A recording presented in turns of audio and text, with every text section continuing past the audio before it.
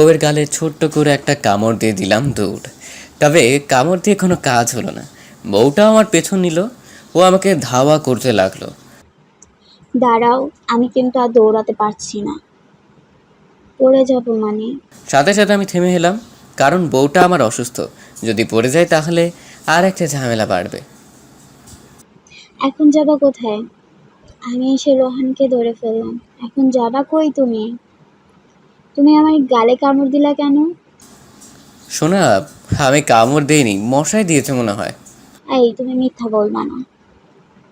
আমি চোখ খুলে তোমাকে দেখেছি, আর যখন ধরে ফেলছি তখন তুমি পালিয়ে গেছো। মা, ধরা পড়ে গেলাম। কেমনে দেখলা তুমি? আমার কপালেও একটা চোখ আছে, ওইটা দিয়ে দেখছি। আমি ওর কপালের চোখ খুঁজতে লাগলাম, কিন্তু পাচ্ছি না। ওই কপালের চোখ কই? কপালের চোখ তো তুমি দেখতে পাবে না, ওইটা আমি গুজে রেখেছি। আমি একটু দেখি, একটু দেখাও না। ওটা পাবে না গো। এখন বলো তো, কামড় দিলা কেন? আমার আর বিকেলে ঘুম আসছিল না, আর তুমিও ঘুমিয়ে পড়ছিলাম, তাই আমার সাথে কথা বলার কোনো মানুষই ছিল না। তাই ভাবলাম তোমার গালে ছোট্ট করে একটা কামড় দিই, কিন্তু ধরা পড়ে গেলাম। এই আমাকে কামড় দেওয়া? এই, আমি একটা কামড় দেব। না, আমি ব্যথা পাবো। তা বললে তো হবে না, কামড় যখন দিয়েছো কামড় তো খেতে হবেই। সরি আমার সোনা বউটা। তাহলে কান ধরে বলো, আমি আর তোমাকে কামড় দেব না। এতেও আবার কানও ধরতে হবে? হ্যাঁ, তাড়াতাড়ি ধরো, আমি দেখবো। কি আর করব, কান ধরলাম। পরের বার কামড় দিলে খবর করে দেব। আরও দিব? কি বললা? দাঁড়াও, আমি ওকে আমার কাছে আসি। ওই শোনা, এমন করে কেউ টেনে এখানে নিয়ে আসে? যদি তুমি ব্যথা পেতে। পাবো না। আর কামড় দিবা না তো? আর দিব না। চলো, ওইখান দিয়ে ঘুরে আসি। একটু পরে আজান দিবে, আর আজানের সময় বাইরে থাকা ঠিক হবে না। চলো না বাবু, প্লিজ। আর আজান দেবার তো এখনো অনেক সময় আছে। ওকে, নিয়ে আমাদের বাড়ির দক্ষিণ নিয়ে আসি। দক্ষিণের বাতাস আসছে, বেশ ভালোই লাগছে। আমি রোহানকে জড়িয়ে ধরে ওর বুকের মাঝখানে মাথা রাখলাম। দুজনে তাকিয়ে আছে অপলক ভাবে। এই শোনো না, বলো। আমার না অনেক ভয় করতেছে। যদি বাবু হওয়ার সময় আর না ফিরি, তখন তো তোমাকে অনেক মিস করব। আমি কি ওখানে একা একা তোমাকে ছাড়া থাকতে পারবো? তোমাকে একদিন বলছি না এসব কথা বলবা না? বাল, আমি চলে যাচ্ছি। রেগে যাইতেছো কেন? আর বলবো না, সরি। তোমার কিছু হবে না। জান্নাতকে ছাড়াই রোহান অসম্পূর্ণ, তুমি এটা জানো না? আমি তো তোমার সাথে অনেকটা বছর বাঁচতে চাই। তাহলে এসব বলবা না। আমার তাহলে খুব রাগ উঠে যায়। তোমাকে ছাড়া একটু সময়ও থাকতে পারবো না। তাহলে চলো বাড়িতে যাই। ওর হাত ধরে বাড়িতে এসে পড়ি। তার কিছুক্ষণ পরে আজান দিল। মাগরিবের নামাজ পড়ে নিলাম দুজনই। আমি আরও বসে আছি বিছানায়। নামাজ পড়ে আমার জন্য কি দোয়া করছো? কি বললা? আমাকেও একটু বলো, আমিও একটু শুনি। তোমার শুনতে হবে না। আমি রোহানের কাছে এসে হাতটা ধরে বললাম, বলো না একটু শুনি।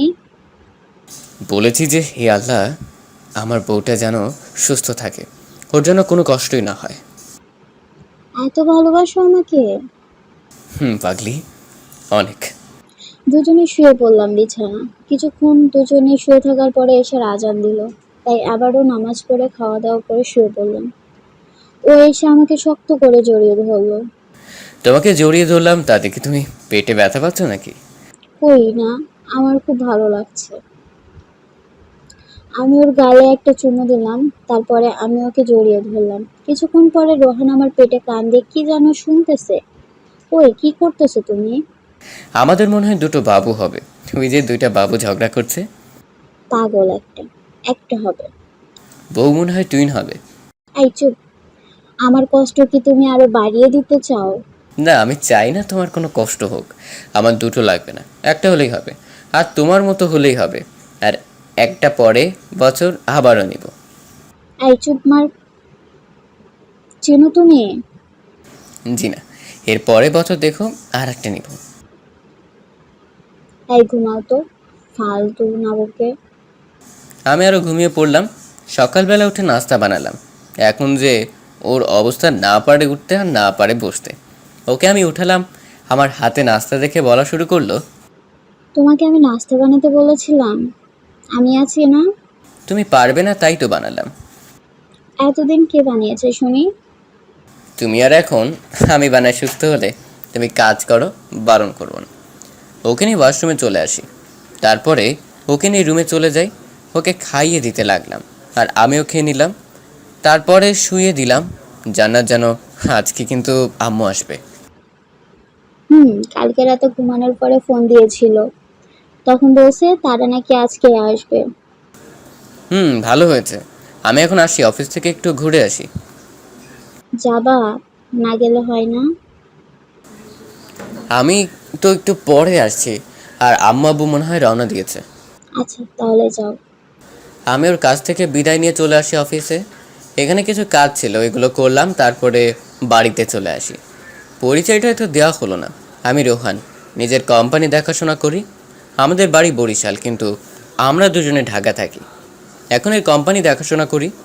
আমি এমন একজন জীবনসঙ্গী পেয়ে সত্যিই অনেক লাকি, যে কিনা আমাকে অনেক ভালোবাসে। আমি বাড়িতে আসি, এদিকে আমার পরিবার আসলো। দেখতে দেখতে অনেকটা দিন কেটে গেল। এদিকে আমি বাবা হয়ে গেছি। আমাদের দুটো বাবু হয়েছে। আমার কথাই সত্যি হয়েছে, টুইন বাবু, একটা ছেলে আর একটা মেয়ে। এই তুমি আগে জানতে আমাদের দুটো বাবু হবে? হুম আমাকে বলনি কেন? তুমি ভয় পাবে তাই আর ভয় পেয়ে আবল তাবল বলতে তখন আমার কষ্ট হতো অনেক। তোমাকে নিয়ে ওই দিন ডাক্তারের কাছে নিয়ে আসছিলাম না, তখন তারা বলছে বাট তোমাকে জানিনি। শয়তান একটা। আমি সে ছেলেটাকে কোলে নিলাম, কিন্তু আমি কোলে নেওয়ার সাথে সাথে কেঁদে উঠলো। দেখেছো, আমার ছেলে তোমাকে চেনে না। আমার ছেলেটা কেঁদে উঠলো কেন?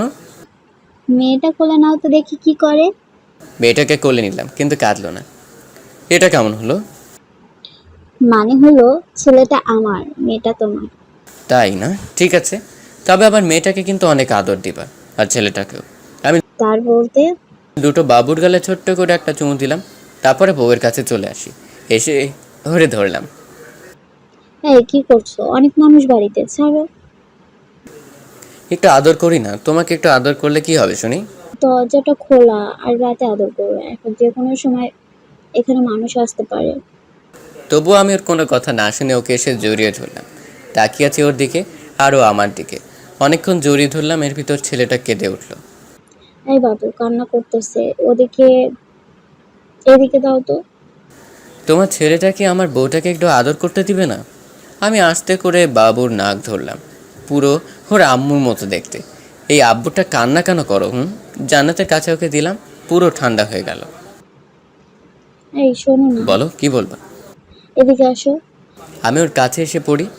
আমি ওর কানে মুখ লাগিয়ে বললাম, দুটো বাবু হয়েছে না, দুটোই থাকবে, আর কোনো বাবু নেব না আমরা, ঠিক আছে? এই প্রতি বছরের এমন করে দুটো হবে দেখো। ওরে শয়তান, দাঁড়া তুই, একটু দাঁড়া। আমি দৌড় দিয়ে বাইরে চলে আসি। এসে বসে বসে ভাবছি, পাগলি বউ একটা। আপনারা আমাদের জন্য দোয়া করবেন, এই দুটো বাচ্চা এবং আমার বউ নিয়ে যেন অনেক সুন্দরভাবে বাকি দিনগুলো কাটাতে পারি।